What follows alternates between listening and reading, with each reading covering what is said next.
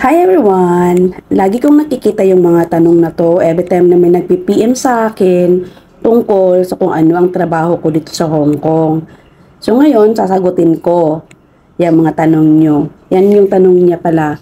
Caregiver, nakita niyo daw yung video ko kung caregiver ba daw ako or same lang din ba nasa bahay ako natatrabaho, yung mga trabaho ko, same din ba as a caregiver or same din ba as a DH dito sa Hong Kong.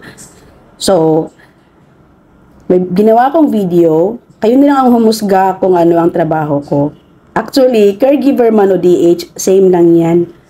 Ambisyosa kasi ako, kaya pinasosyal ko na lang na caregiver ang tawag sa akin. Pero pare-pareho lang din yun.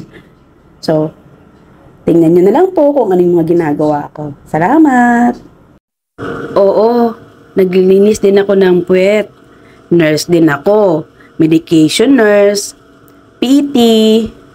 O ano pang mga trabahong gusto nyo, ginagawa ko dito. And yes, naglilinis din po ako ng kubeta.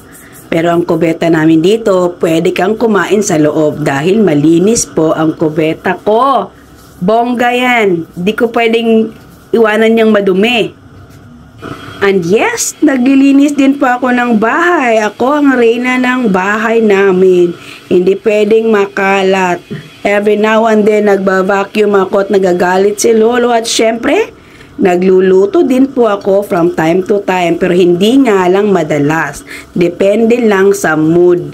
Usually, nasa labas kami kumakain. At namamalansya din po ako at naglalaba at marami pang iba. O diba all around? Kita nyo naman.